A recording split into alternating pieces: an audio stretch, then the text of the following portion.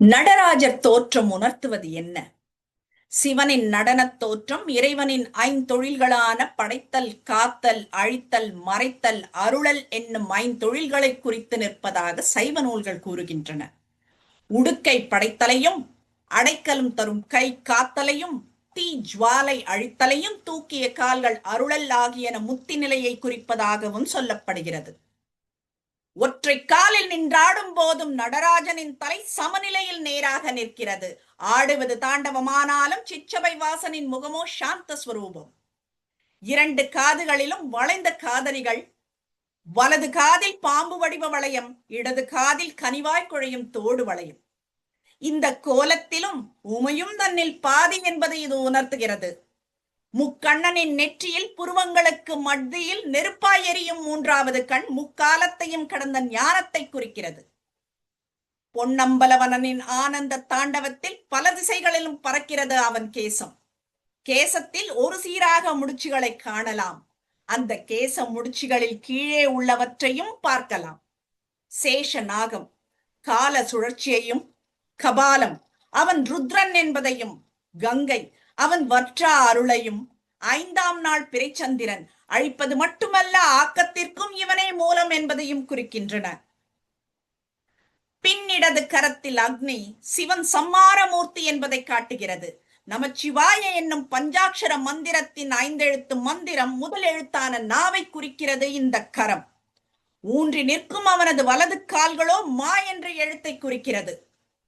மேலும் வலது கால் திரோதன சக்தியை காட்டுகிறது. இந்த சக்தியால் தான் மனிதர் உயர் ஞானத்தை தேடலினால் அனுபவ அறிவாக பெறுவார்.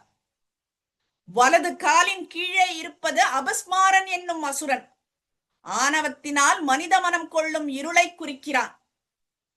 அவனோ நடராஜன் தூக்கிய இடது காலை பார்த்திருக்கிறான் தஞ்சம் வேண்டி. தூக்கிய இடதுக்கால் ஆணவம் மற்றும் மாயை ஆகியவற்றின் பிடியிலிருந்து விடுபட்டு ஆண்டவனின் அனுகிரகத்தினை அடைந்திட வழிவகை செய்யும்.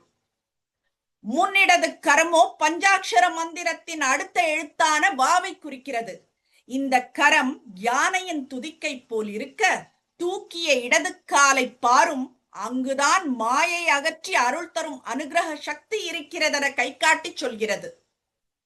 பின் வலது கரம் பஞ்சாட்சரம் மந்திரத்தின் அடுத்த எழுத்தான சீயை குறிக்கிறது. அடுத்த கையில்தான் உடுக்கை டமரு என்னும் ஒலி எழுப்பும் இசைக்கருவி. இந்த உடுக்கையின் ஒலியில்தான் பிரணவ நாதம் தோன்றியது என்பார்கள். அடுத்ததாக ஆடல் வல்லானனின் முன் வலது கரமோ அபயமளித்து அஞ்சாதே என்று அருளும் காட்சி. பஞ்சாட்சர மந்திரத்தின் கடைசி எழுத்தான யாவை காட்டுகிறது. நடராஜனின் திருவுடலில் நாகம் ஒன்று தரித்திருப்பதை பார்க்கலாம்.